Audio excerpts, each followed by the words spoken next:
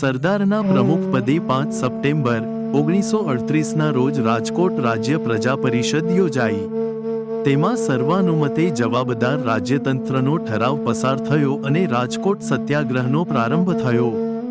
સત્યાગ્રહની ગંભીરતા પારખીને રાજકોટ રાજ્યે સરદાર સાથે ડિસેમ્બર 1938માં સમાધાન કર્યું. તે મુજબ જવાબદાર રાજ્યતંત્ર આપવાનું તથા સરદાર સૂચિત 7 નામો તથા રાજ્ય નિયુક્ત 3 નામોની સમિતિ બનાવીને રાજ્યનો વહીવટ ચલાવવાનું ઠરાવવામાં આવ્યું. બધા સત્યાગ્રહી કેદીઓને મુક્ત કરવામાં આવ્યા. તેમણે પ્રજા તથા રાજાને સમાધાન માટે ધન્યવાદ આપ્યા. રાજકોટ એજન્સીના વડા ગિબ્સન તથા દરબાર વીરાવાળાને આ સમાધાન નાપસંદ પડતા વીરાવાળાની ઉશ્કેરણીથી ધર્મેન્દ્રસિંહજીએ સમાધાનનો ભંગ કર્યો. એટલે સરદારે ફરી સત્યાગ્રહ શરૂ કર્યો. સરકાર દ્વારા સત્યાગ્રહીઓ પર ભયંકર દમન ગુજારવામાં આવ્યું. કારાવાસમાંના કેદીઓ પ્રત્યે પણ અમાનવીય વ્યવહાર કરવામાં આવ્યો. આની પાછળ વીરાવાળાનો દોરીસંચાર હતો. ગાંધીજીને આની જાણ થતાં તેમણે કસ્તુરબાને તથા સરદારે મણિબહેનને સત્યાગ્રહમાં ભાગ લેવા રાજકોટ મોકલ્યા. તેમને બંનેને મૃદુલાબહેન સારાભાઈ સાથે ત્રંબામાં નજરકેદ રાખવામાં આવ્યા. સત્યાગ્રહીઓ પર અમાનુષી ત્રાસ ગુજારવાના સમાચાર ગાંધીજીને મળતા તેઓ રાજકોટ પહોંચ્યા. તેમણે ઠાકોર સાહેબને દમન બંધ કરવા તથા સરદાર સાથે થયેલ સમાધાનનું પાલન કરવા પત્ર લખ્યો અને આમ ન થાય તો આમરણાંત ઉપવાસ કરવાનો પોતાનો નિર્ણય જાહેર કર્યો. રાજ્ય તરફથી આનો અસંતોષકારક જવાબ મળતા ગાંધીજીએ 4 માર્ચ 1939ના રોજ આમરણાંત ઉપવાસ શરૂ કર્યા. તેમણે ત્રિપુરા કોંગ્રેસ અધિવેશનમાં હાજરી આપવા ગયેલા સરદાર અને ઠાકોર સાહેબને, ગિબ્સનને તથા વાઇસરોયને તેની જાણ કરી. વાઇસરોયે પ્રત્યુત્તર પાઠવ્યો કે આખો કેસ ભારતની વડી અદાલતના મુખ્ય ન્યાયાધીશ સર મોરિસ ગ્વાયરને સોંપવો અને તેનો ચુકાદો બંને પક્ષોએ માન્ય રાખવો.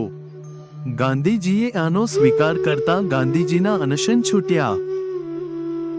મોરિસ ગ્વાયરે રાજકોટ રાજ્યે સરદાર સાથેના સમાધાનનો ભંગ કર્યો હોવાનો તથા સરદારે સૂચવેલા નામોનો સ્વીકાર કરવાનો અનુરોધ કરતો ચુકાદો આપ્યો. ચુકાદાને નિષ્ફળ બનાવવા વીરાવાળાએ સરઘસો અને દેખાવો યોજીને કોમી તથા વર્ગીય તત્વોને ઉશ્કેરીને સૂચિત સમિતિમાં પોતાને પ્રતિનિધિત્વ આપવાની માગણી કરાવી. આવા કલુષિત વાતાવરણમાં ગાંધીજીએ સત્યાગ્રહીઓને ચુકાદાનો મળેલો લાભ જતો કરવાનો નિર્ણય જાહેર કર્યો. આના અનુસંધાનમાં રાજકોટની વિરાટ સભાને સંબોધતા સરદારે જણાવ્યું કે રાજકોટની પ્રજાએ અપૂર્વ જાગૃતિ, અદ્ભુત સંગઠન શક્તિ, અજોડ ત્યાગ તથા અહિંસાની ભાવનાના કરાવેલ દર્શને માત્ર સૌરાષ્ટ્રની જ નહીં પરંતુ ભારતની સમગ્ર પ્રજાને ઉમદા લોકલડતનું ઉદાહરણ પૂરું પાડ્યું છે, જેનાથી જવાબદાર રાજ્યતંત્ર તેમજ સ્વરાજ્યને વધારે વખત રોકી શકાશે નહીં.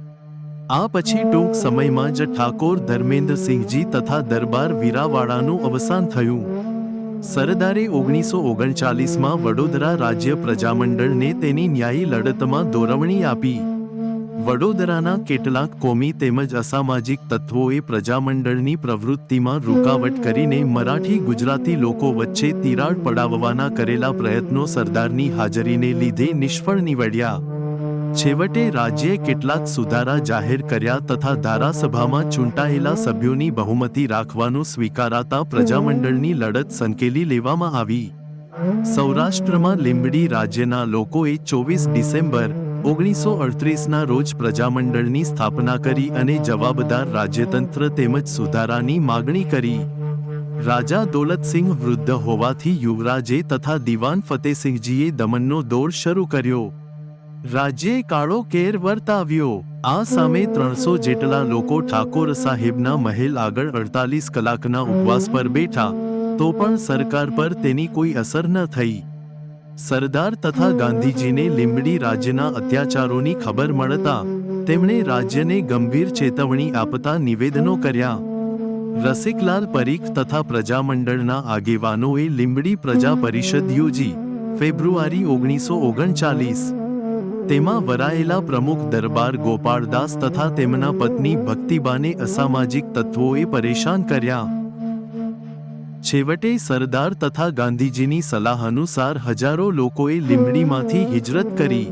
ધંધુકા પાસે વસાવેલા હિજરતનગરમાં સરદારની સૂચના અનુસાર હિજરતીઓને જરૂરી સગવડો પૂરી પાડવામાં આવી. લોકોને મક્કમ રાખવા સરદાર તથા ગાંધીજીએ લેખો લખ્યા. આ દરમિયાન રાજા તથા યુવરાજનું અવસાન થયું. યુવરાજનો પુત્ર સગીર હોવાથી અંગ્રેજ સરકાર તરફથી રીજન્સી કાઉન્સિલ નિમાઈ. પછીથી એક જ વહીવટકર્તા હસ્તક લીંબડીનો વહીવટ મુકાયો. તેણે પ્રજામંડળ સાથે 1944માં સમાધાન કર્યું. હિજરતીઓને લીંબડી પાછા બોલાવ્યા. આ લડતમાં સરદારે હિજરતીઓના જુસ્સાને ટકાવવામાં નોંધપાત્ર પ્રદાન કર્યું હતું. સૌરાષ્ટ્રમાં ભાવનગર પ્રમાણમાં ઉદાર અને પ્રગતિશીલ રાજ્ય ગણાતું. ત્યાંના પ્રજામંડળે 14 મે 1939ના રોજ ભાવનગર પ્રજા પરિષદ યોજવાનો નિર્ણય લીધો અને સરદારની તેના પ્રમુખ તરીકે વરણી કરી. સરદાર 14 મીએ સવારે વિમાનમાં ભાવનગર આવી પહોંચતા તેમનું સરઘસાકારે ભવ્ય સ્વાગત કરવામાં આવ્યું. ત્યારે એક સ્થાનિક મસ્જિદમાંથી હથિયારો સાથે મુસલમાનોના એક ટોળાએ સરદારની હત્યા કરવાના ઈરાદે તેમના પર હુમલો કર્યો. સરદાર બચી ગયા, પરંતુ 2 કાર્યકરો માર્યા ગયા. આમ ઉપરયુક્ત દેશી રાજ્યોના લોકોમાં જાગૃતિ લાવવામાં તથા સ્થાનિક નેતાગીરીનું ઘડતર કરવામાં સરદારે મહત્વનું પ્રદાન કર્યું. રાજ્યોને સરદારની શક્તિનો પરિચય થયો.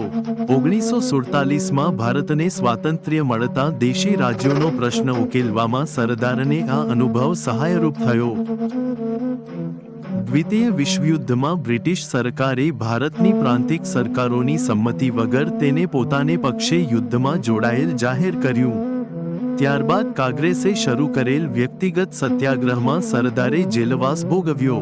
1942માં વિશ્વયુદ્ધમાં મિત્ર રાષ્ટ્રોની સ્થિતિ કટોકટીભરી બનતા બ્રિટિશ સરકારે ક્રિપ્સ દરખાસ્તો રજૂ કરી, જેનો કાંગ્રેસે અસ્વીકાર કર્યો અને ગાંધીજીએ હિન્દ છોડો ચળવળ શરૂ કરી. અન્ય નેતાઓની સાથે સરદારની પણ 9મી ઓગસ્ટે ધરપકડ થઈ અને તેમણે 15મી જૂન 1945 સુધી કારાવાસ વેઠ્યો, જેની તેમની તબિયત પર ગંભીર અસર થઈ અને ઘણા સમય સુધી તેઓ આંતરડાની બીમારીથી પીડાયા. આ પછી જૂન 1945માં વેવલ યોજના રજૂ થઈ. તેમાં કોંગ્રેસ પ્રમુખ તરીકે મૌલાના આઝાદે મુસ્લિમ લીગની સાથે કોંગ્રેસને સમાન બેઠકો આપવાની સંમતિ આપતો પત્ર લખીને કોંગ્રેસના બિનસાંપ્રદાયિક સ્વરૂપનો ભંગ કરેલ તે સામે સરદારે તથા ગાંધીજીએ પણ સખત નારાજગી વ્યક્ત કરેલી.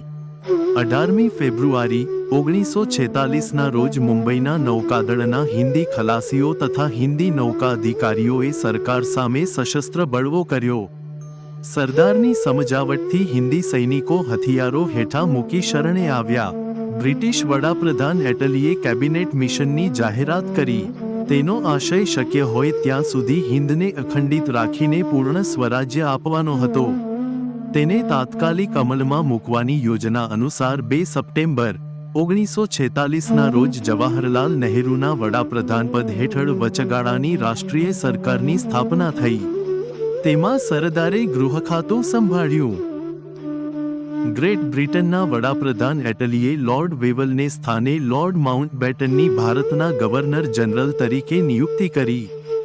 ભારતની વિષમ પરિસ્થિતિ પ્રત્યક્ષ નિહાળ્યા બાદ લોર્ડ માઉન્ટબેટનને સ્વરાજ્ય આપવા માટે દેશનું વિભાજન કરવાનો એકમાત્ર માર્ગ ઉચિત લાગ્યો.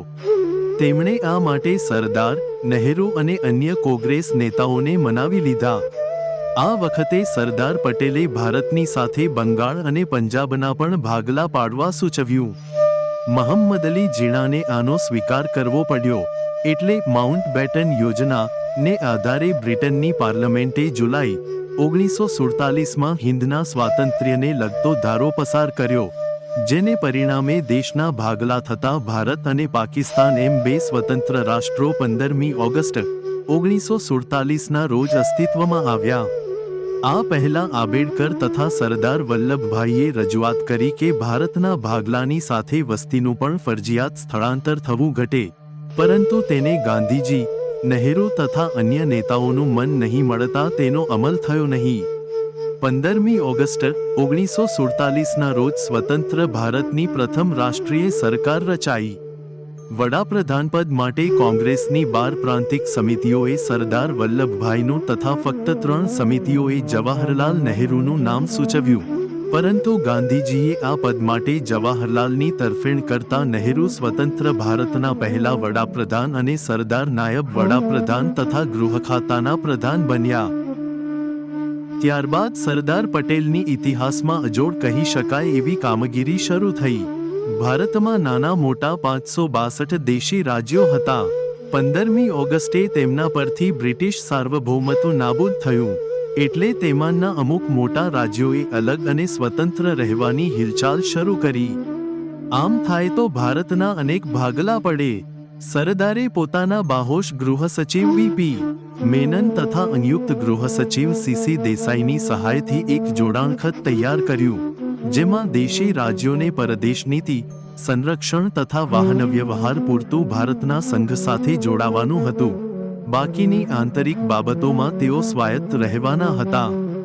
સરદારે મીઠાશભરી વ્યક્તિગત સમજાવટથી રાજાઓમાં દેશભક્તિ જાગૃત કરી તથા અલગ રહેવાના ભયસ્થાનો પણ તેમને સમજાવ્યા. એટલે 15મી ઓગસ્ટ પહેલા મોટાભાગના દેશી રાજ્યોએ જોડાણખત પર સહીઓ કરી. જોધપુર, ભોપાલ તથા ઇન્દોરના નરેશે પણ પાછળથી જોડાણખત પર સહીઓ કરી આપી. આ પછી કાશ્મીર, હૈદરાબાદ તથા જૂનાગઢ એ 3 રાજ્યો બાકી રહ્યા. કાશ્મીર અને હૈદરાબાદે ભારત સરકાર સાથે સ્ટેન્ડ સ્ટીલ એગ્રીમેન્ટ કરેલો. કાશ્મીરે પાકિસ્તાન સાથે પણ તેવા કરાર કરેલા, પરંતુ કાશ્મીર પોતાની સાથે રીતસર જોડાઈ જાય તે માટે પાકિસ્તાને 22 ઓક્ટોબર 1947ના રોજ તેના પર આક્રમણ કર્યું. તેને ખાળવા રાજ્યના લશ્કરી વડા રાજે જ્યારેન્દ્રસિંહ 150 સૈનિકો સાથે આગળ ધપતા તેઓ બધા પાકિસ્તાનીઓને હાથે શહીદ થયા. પરિસ્થિતિની ગંભીરતા પારખીને કાશ્મીરના મહારાજા હરિસિંહજીએ 26 ઓક્ટોબરના રોજ કાશ્મીરનું ભારત સાથે વિધિવત જોડાણ કર્યું. એટલે સરદારના આદેશ મુજબ 27 ઓક્ટોબર 1947ના રોજ વિમાન મારફત ભારતીય લશ્કરે શ્રીનગર પહોંચીને તેનો કબજો લીધો.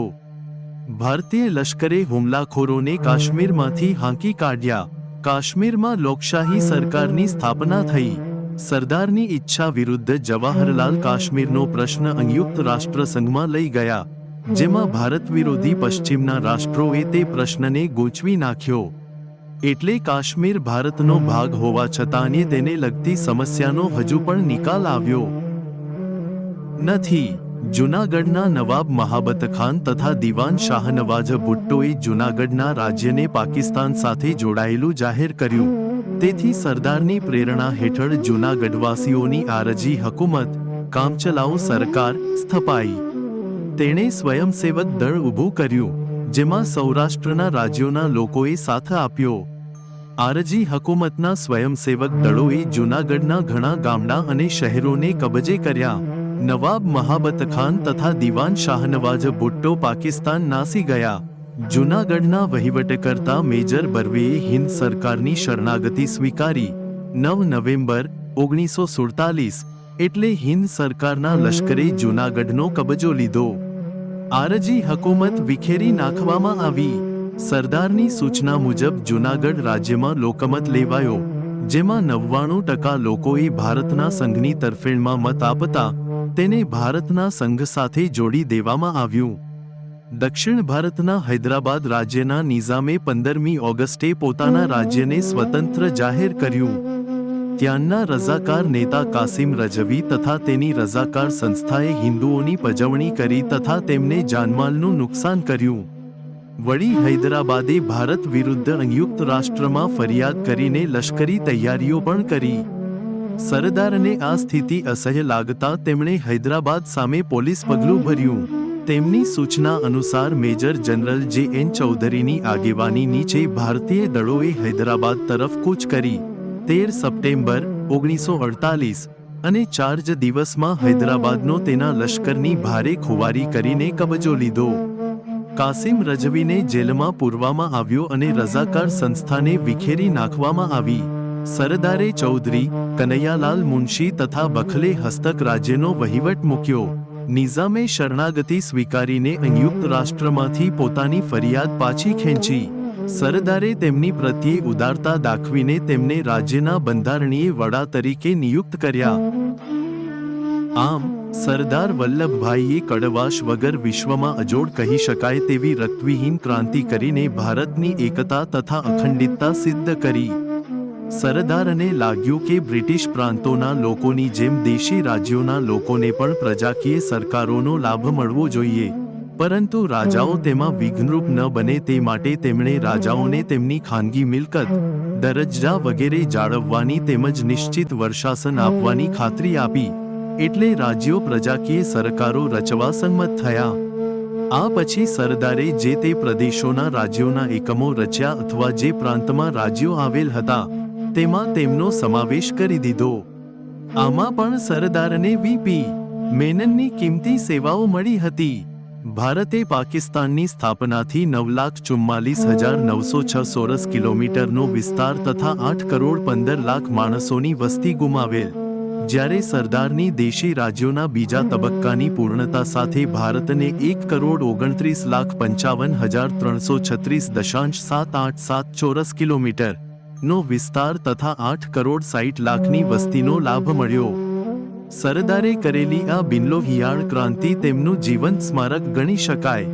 30મી જાન્યુઆરી 1948ના રોજ ગાંધીજીની હત્યા થઈ. સરદારને માટે આ આઘાત અસહ્ય હતો. આ પછી તેમની તબિયત નાજુક થતી ગઈ, તો પણ તેમણે પોતાની ગૃહપ્રધાન તરીકેની કામગીરી યથાવત ચાલુ રાખી.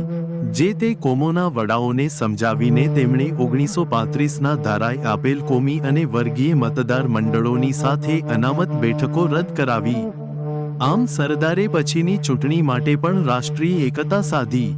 પાકિસ્તાનના પ્રાંત પૂર્વ બંગાળ તથા પશ્ચિમ પંજાબમાં હિન્દુઓની ભારે સતામણી અને કનડગત થતા લાખો હિન્દુઓ ભારતમાં નાસી આવ્યા. કોલકાતા તથા પૂર્વ પંજાબ હિજરતીઓથી ઉભરાઈ જતા સરદારે તેમના પુનર્વસવાટની કપરી કામગીરી બજાવી. એટલું જ નહીં, તેમણે પાકિસ્તાનને ગંભીર ચેતવણી આપી કે જો આ સ્થિતિ ચાલુ રહેશે તો ભારતમાં તેના ઘેરા પ્રત્યાઘાતો પડશે અને હિન્દુઓની પાકિસ્તાનમાં થયેલી સ્થિતિ જેવી મુસ્લિમોની સ્થિતિ ભારતમાં થતી રોકવાનું શક્ય બનશે નહીં. આ ચેતવણીની પાકિસ્તાન પર ધારી અસર થઈ અને તેણે લઘુમતી સાથે યોગ્ય વર્તાવ કરવાની તથા તેનું રક્ષણ કરવાની બાંહેધરી આપી.